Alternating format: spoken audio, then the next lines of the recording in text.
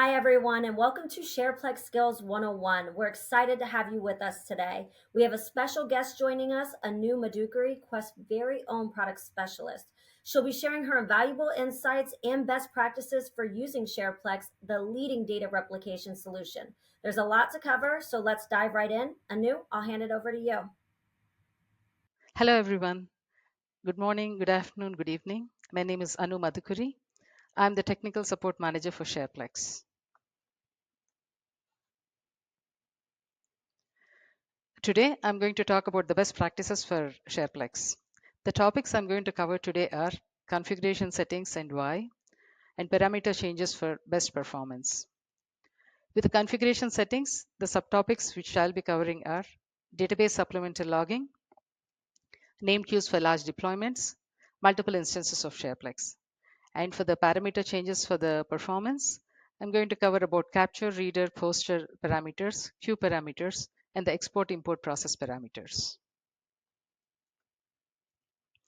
This must be a familiar diagram for some of you. I'll just give a overview, a recap of it, a quick one. Capture is the process which collects the information from the source redo logs and then puts it in the capture queue. Read process reads this capture queue and fills in any information which is missing and then puts it in the export queue. And export process takes this information and gives it to the network layer. Import process picks it up and puts it in the post queue.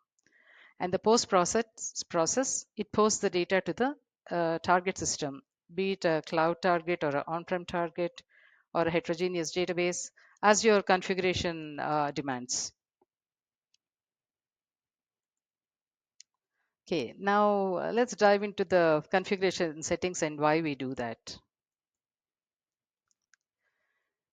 The first configuration setting I'm going to talk about is Oracle Database Supplemental Logging. Minimal supplemental logging should be set at the database level, and this is the basic requirement for SharePlex replication. So if this is not enabled, activation process will not be a success. So why do we need this? With the supplemental logging minimum, row ID information is written into the redo log, and this is necessary for SharePlex replication. Now, supplemental logging for PK and UK. As the name suggests, with this supplemental logging enabled, the primary key information is written into the redo log along with the record information. And when capture reads this, it captures the primary key information for the record it is reading. And when reader picks it up, this primary key information is picked up by the reader as well. And this is important for the reader. The reason being, reader has to protect the data integrity. So if this information is not available readily, reader has to query the database and get this information from the database. So with this information available already, reader does not have to go to the database. So reader performance is improved greatly. And the supplemental logging for PK/UK is also needed for open targets, meaning that if you are using PostgreSQL or MySQL or SQL Server target, you'd be using this. You would be needing the supplemental logging for PK/UK enabled on the source system. Now, for peer-to-peer configurations, this is required, and their foreign key supplemental logging is also required. Now, if you're using the transactional concurrency feature for post, this is needed. For CDC replication, that is change data capture replication, supplemental logging for all columns which are being tracked, that has to be enabled. Okay, why do we need name queues? Name queues are needed for large deployments. Uh, Instead of having all the data going into one queue, it helps to have different streams of data going parallelly. So this will isolate the data flow. And this is useful for ease of maintenance. So that if there is any issue in any one of the queues, this is isolated only to that particular queue. And if you want to group related objects, this is needed. For different queues, you can have different parameter settings. Most of the parameters are set at the queue level. So having different queues really helps. And for named queues, you can have named export queues and named post queues. What is a named export queue? A named export queue is an optional user-defined one that is attached to its own export process. Now you can, for multiple targets, you can have separate queues. So instead of having all the data going through one queue, if you have multiple targets, having separate queue makes things much more easier. If you have to abort the configuration, or if you have to re-release any messages, or if you need to maintain any of the queues, so having the separate queue for each target is really helpful. Okay, when SharePlex creates a named export queue process pair, it also creates a dedicated import process on the target system. It creates a post queue and a post process on the target to contain that data stream. So data is isolated all the way from source to the target system. Now, having different settings for different queues really helps here. So this helps for the performance tuning as well. Now let's look at the named post queues. The ease of maintenance, which I mentioned earlier, like for issues with queue corruption, or for maintenance, or stopping the post queue or starting the post queue, all these advantages are there with the named post queues as well. Now, how do we improve the post performance? You can isolate the data from different tables into two or more separate post streams. Now, let's see in which situations it is helpful. You have large tables and you have small tables. Having large tables in a separate queue definitely helps instead of combining them with the smaller tables. And objects that have lob columns. Lob columns, they slow down the replication. So if you have other tables along with the table which has a lob column, it's going to slow down the whole replication process. So instead, you can have these tables in a separate queue by itself. Now, there are objects which involve large transactions, or there could be objects which are involved in a lot of OLTP transactions. So having these separated definitely helps. Now, you know your application and you want any objects, I mean, you know which objects you want to isolate and put it in a separate queue. If you have any such thing, yeah, you can have named post queues. Yeah, one thing which is important and you need to remember is tables with relational dependencies, they need to go into the same post queue. Uh, if uh, if the dependent objects are not replicated through the same post queue, parent and child operations may be applied out of order, and this will cause database errors. As an alternative to processing interdependent objects through the same queue, you can disable their referential constraints on the target system. This may be acceptable because the constraints are satisfied on the source system and then replicated to the target. And the most important thing is you can set different parameter settings for each queue process pair. For example, if you're running a lot of inserts, you might want to set different parameters compared to if you're running small OLTP transactions. So, like I said, most of the queue parameters are set at the most of the parameter settings are at the queue level. So this will really help in the performance tuning. Now we talked about export and the post named queues. Now how are we going to set these queues? There's a command called analyze config, and you run it for n number of days or n number of hours. So what does this command do? It runs the analysis of the tables in the configuration for a period of time specified before you actually activate the configuration. So you run the analysis, you run this command, and all the data is collected in the log file, which is there in the SPSS warder log directory. And you can review that after the period of time. And this captures the typical database activity. And it lists the group of related tables. It also gives you the number of operations per table and the number of operations of the group. So based on this information which you collected, you can actually determine how you want to have your named queues. There's another configuration setting for performance. You can use horizontal partition replication. So what does this do? It divides the rows of the table into separate processing streams. Say you want to replicate only a subset of rows to the target while retaining the rest of the rows in the source. You can use horizontal partitioning. Or you want to replicate different subset of rows to different targets. You can use horizontal partitioning. So basically, you're dividing the replication of the source table into parallel post queues so that faster posting to the target table is happening. Now, how do we do that? Now we have, you can partition the rows based on either column conditions or by using hashing. Now, if the table contains a column that enables you to split the processing evenly among parallel post queue processes, that is perfect. But even otherwise, if you plan to use it's best to use the primary key for this, but you can use any other column if not primary key. Uh, but one thing to remember is you may have to enable the supplemental logging for the column which you choose, or else there could be a reader bottleneck when the reader is processing. So, I mean, reader would have to go to the database to fetch the column information to figure out in which queue the data has to go. The other one is the hash partitioning. So this is a hash-based partitioning scheme. So this directs SharePlex to distribute the rows evenly across multiple queues. The next one I want to talk about is maintaining multiple SharePlex instances. Now, why do we do this? So on the source system, you have multiple source databases which you want to replicate to your target. So instead of having all the source databases in a single SPCOP, you could have multiple SPCOPs. This will help you in better performance and also in the ease of maintenance.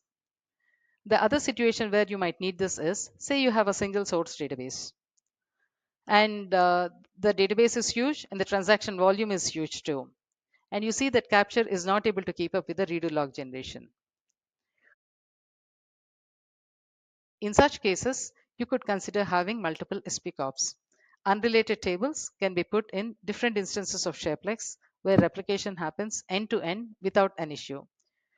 And you can have all the SharePlex instances in the same product directory. That is in the same installation. You can have one SPSys prodder and you can have multiple SPSys warder.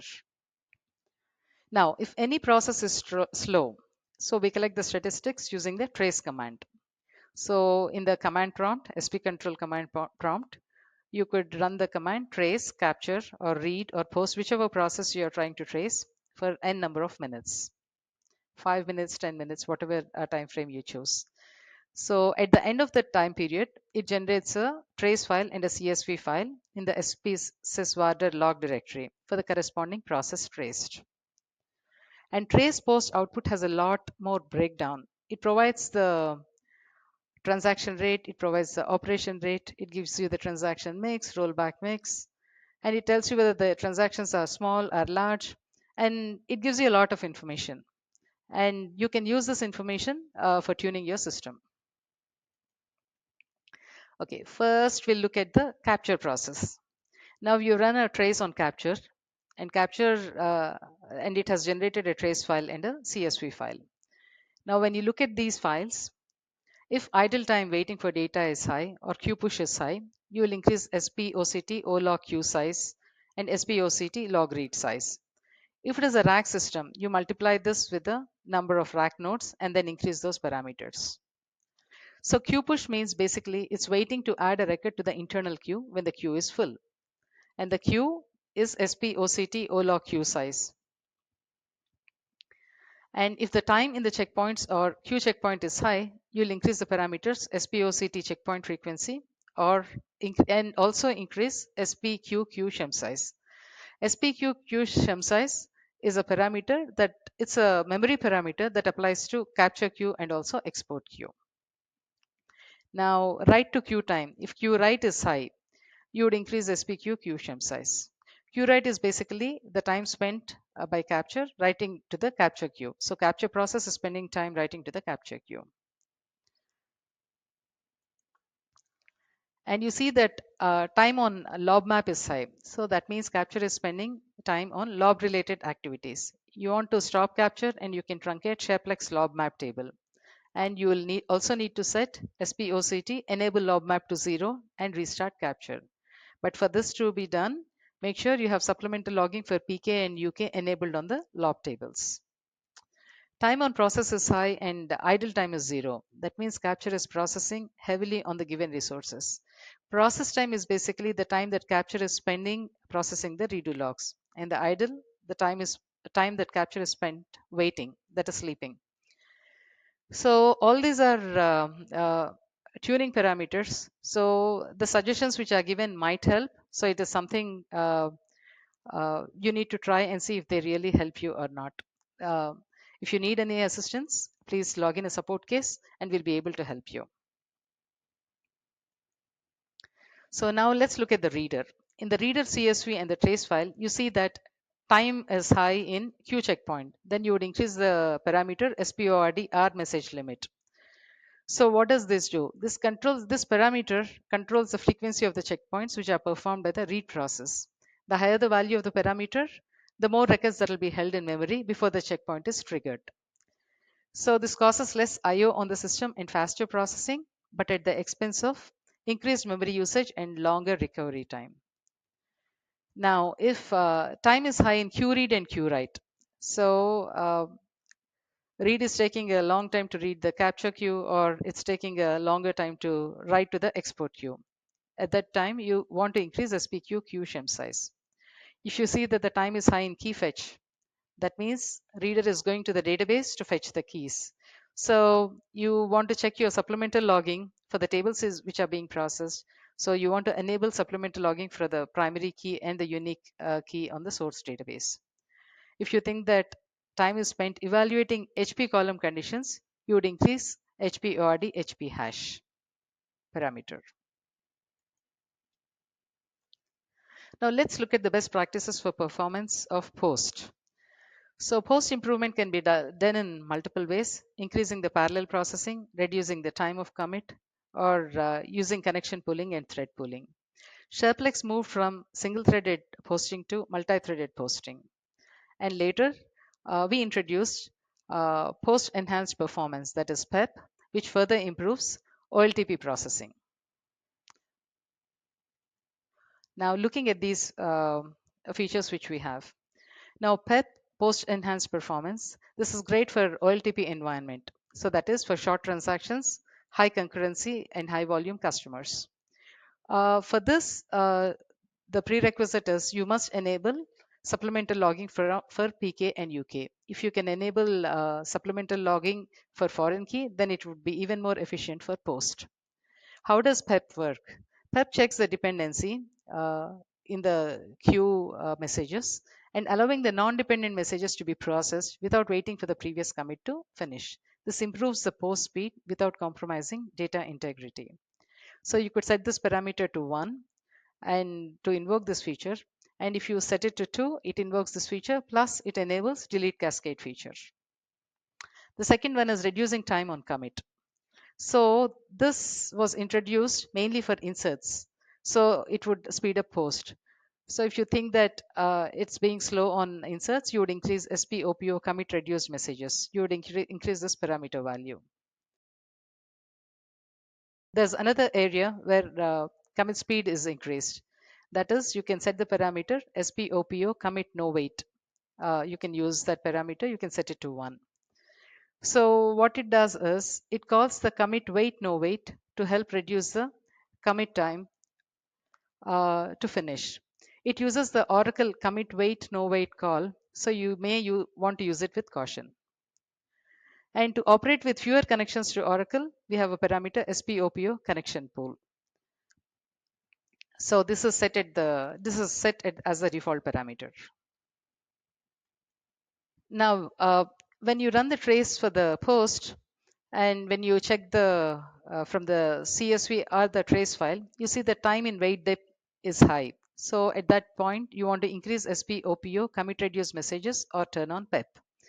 If you think that time in queue read is high, you would increase SPQ post shim size. This is a memory parameter. So use caution when you're using this parameter, because if you increase this parameter, and if you have 10 post queues, and this parameter would be applied for each of the post queue. So you just want to check your memory before you set this parameter. If time is being spent in lobs, you want to put the table in a separate queue. And if time is being spent in rollbacks, left to SharePlex, it will resolve the rollbacks by itself. But if you think that is spending a lot of time, you may re-release them manually. You would run the qview -p command multiple times, but you will have to stop the post process before you do that. If time is being spent in key cache, Turn off key cache, set SPOPO max key cache size to 0. Time is spent on Oracle execute or commit. It's time to focus on Oracle tuning. The last process or processes I want to talk about are about export and import being slow. And export and import processes basically they transport data from the source to the target system. And what we observed is performance issues are most likely due to the network issues. Uh, Maybe it's better you could involve the network team too if you run into many such issues. You can run a number of diagnostics like truss, snoop, p files, etc. on both export and the import processes to get more clues to determine why this is being slow. Now, if you have the default parameters set for send buff and receive buff, and if the buffers are incorrectly sized, you can change these buffer sizes. So make sure the send buff on the source and the receive buff on the target, both the parameter values should be the same. There is a chance that it might improve your performance. If network is normal and there are no IO issues, you can work with the below parameters. That is IMP, the import write commit parameters. There is a message count and the timeout parameters. So you can increase these two, and there is a chance that you might get a better performance. You can also set SPXPT keep alive parameter to avoid idle timeout. This is where my presentation ends. Thank you so much for attending the session. If you have any questions, please do log in a case with support. Our next skills 101 SharePlex is about compare and repair. And it would be in a couple of months, and looking forward to seeing you there.